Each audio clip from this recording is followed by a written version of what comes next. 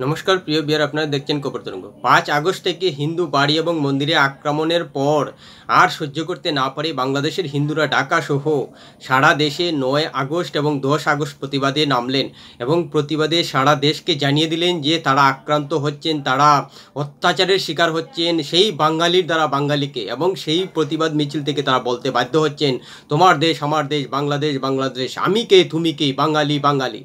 আমরা সহানুভূতি চাই না, অধিকার চাই। বাংলাদেশ আমাদের পূর্বপুরুষের স্থান, তাই সেই দেশে আমাদের অধিকার দেওয়া হোক। আমাদের সহানুভূতি চাই না, কারো কাছ থেকে আমরা সহানুভূতি চাই না, কারণ সে দেশ আমার দেশ, সে আমার জন্মদেশ। তাই অধিকারের জন্য তারা প্রতিবাদে নামছেন। সহনাগরিক যেন কোনো অবস্থায় অত্যাচার নয়, বরং সহনাগরিকের ধর্ম পালন করে তাদেরকে বাঁচার অধিকারটা দেয়। প্রিয় বিয়ার, ভিডিওটি ভালো লাগলে সাবস্ক্রাইব করবেন, এতে আপনার ক্ষতি হবে না। সত্যি লজ্জাজনক, শুধু বাঙালির জন্য নয়, সারা বাংলাদেশের জন্য, সমস্ত সমন্বয়কের জন্য, সমস্ত আন্দোলনকারী নেতাদের জন্য, অন্তর্বর্তী সরকারের জন্য, বাংলাদেশের প্রশাসনের জন্য, বাংলাদেশের পুলিশ প্রশাসনের জন্য লজ্জার যে তারা সংখ্যালঘু সম্প্রদায় অসহায় মানুষদের নিরাপত্তা দিতে পারছেন না। সরকার, অন্তর্বর্তী সরকার হয়েছে, তার কাজ সে করবে, কিন্তু বাংলাদেশের সংখ্যালঘু মানুষের নিরাপত্তার দায়িত্ব কিন্তু পুলিশ প্রশাসনের, সেটা কিন্তু তারা দিতে পারছেন না। এই জন্য ধর্মনিরপেক্ষ দেশ হিসেবে বাংলাদেশের পুলিশ প্রশাসনের জন্য এর থেকে লজ্জাজনক আর কিছুই হতে পারে না। এও দেখা যাচ্ছে যে বাংলাদেশের সীমান্তে ভারতে ওঠার জন্য অনেক নাগরিক হাহাকার করছেন যে আমাদের বাঁচতে দিন। এমনকি প্রতিবাদ মিছিলে তারা বলছেন সেভ হিন্দু। কেন তাদেরকে সেভ হিন্দু বলতে হচ্ছে নিজেদের দেশে? কেন ধর্মের নামে, কেন সম্প্রদায়ের নামে তাদেরকে অত্যাচারের শিকার হতে হবে সহনাগরিকের দ্বারা? যেটা বাংলাদেশ একটা ধর্মনিরপেক্ষ দেশ, সেখানে কেন এভাবে অত্যাচার হবে? যদি ধর্মের নামে অত্যাচার হয়ে থাকে, সম্প্রদায়ের নামে অত্যাচার হয়ে থাকে, তাহলে তাদের মধ্যে এবং শেখ হাসিনার মধ্যে কী তফাৎ রইল? শেখ হাসিনাকে তারা স্বেচ্ছাচারী বলে সরকার থেকে পদত্যাগ করালেন, কিন্তু তাদের জন্য যদি কোটি উপর বসবাস করা হিন্দু সম্প্রদায় নিরাপদে বাস না করতে পারেন এবং তাদেরকে স্বাধীনভাবে বাঁচার অধিকারটা না দিতে পারেন, তাহলে তাদের মধ্যে আর শেখ হাসিনার মধ্যে কী তফাৎ রইল? তাহলে তো তারাও স্বেচ্ছাচারী শেখ হাসিনার মতো। আর যদি তুলনামূলকভাবে বাংলাদেশের সঙ্গে ভারতের বিশ্লেষণ করি, তাহলে কি ভারতের 75 বছরের অধিক দেশ স্বাধীনের পর কখনো এরকম হয়েছে? সংখ্যালঘু সম্প্রদায় বলেছেন সেভ মুসলিম, সেভ বৌদ্ধ, সেভ খ্রিস্টান, সেভ জৈন, সেভ ইহুদি, সেভ শিখ বলা হয়নি তো? তাহলে মাত্র 50 বছর হয়েছে একটা দেশ স্বাধীন হয়েছে, এই পরিস্থিতি কেন দেখা দিয়েছে? কেন আজকে এই পরিস্থিতি দেখা দিয়েছে? এর মূলেই আসলে রাজনীতিটাই শেষ করে দিয়েছে বাংলাদেশকে। প্রধানমন্ত্রী শেখ হাসিনা ধর্মনিরপেক্ষ নেত্রী, সেটা সত্যি, কিন্তু তিনি বাংলাদেশে মুসলমানদের খুশি করার জন্য রাজনীতি করতেন, যার প্রত্যক্ষ প্রমাণ 560টি মডেল মসজিদ।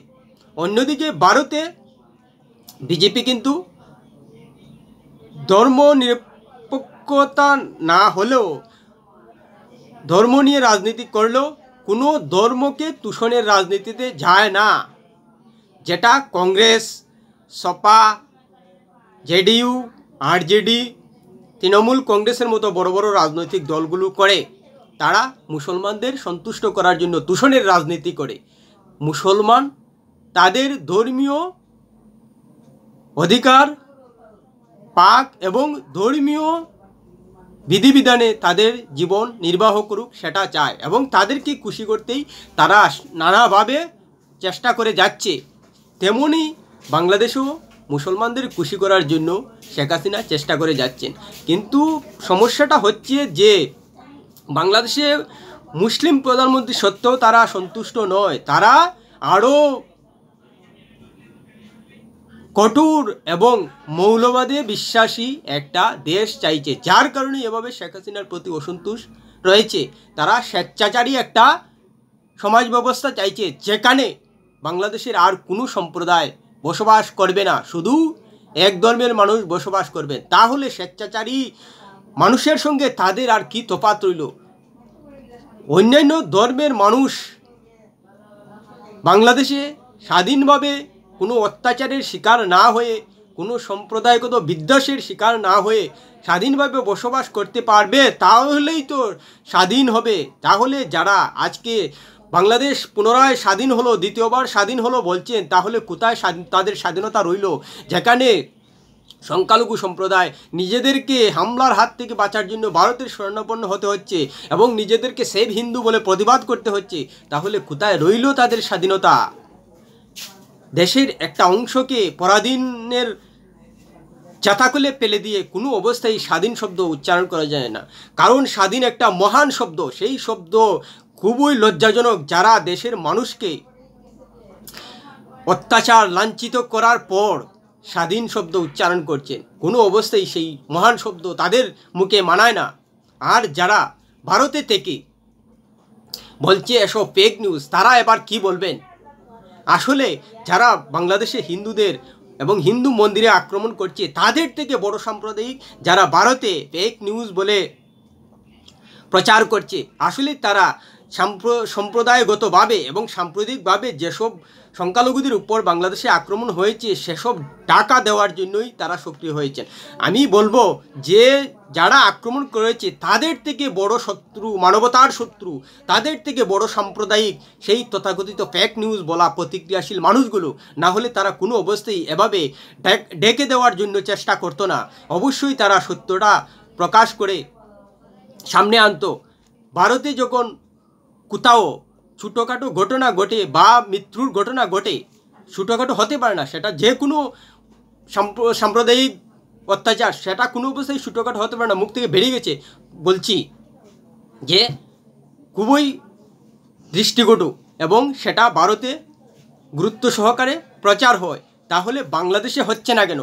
বাংলাদেশের কোনো মিডিয়া সেসব দেখাচ্ছে না, বরং ভারতের মানুষ, ভারতের মিডিয়াকে এসব দেখাতে হচ্ছে। আসলেই বাংলাদেশের সমাজ ব্যবস্থা এমন একটা পরিস্থিতি তৈরি করে দিয়েছেন শেখ হাসিনা মুসলমানদের খুশি করতে গিয়ে, যে সেখানে মিডিয়া পর্যন্ত এসব ঘটনা প্রকাশ করতে পারছে না, কারণ এতে আক্রমণের শিকার হতে পারে সেই সব মিডিয়াগুলোকে, যার কারণে তারা ইচ্ছে থাকলেও পারেন না। এমনকি মিডিয়া জগতেও অনেক সাম্প্রদায়িক মনস্ক মানুষ রয়েছে বাংলাদেশে, যার কারণে তারা এসব প্রকাশ করে না, বরং ধামাচাপা দেওয়ার নানা কৌশল করে যায়।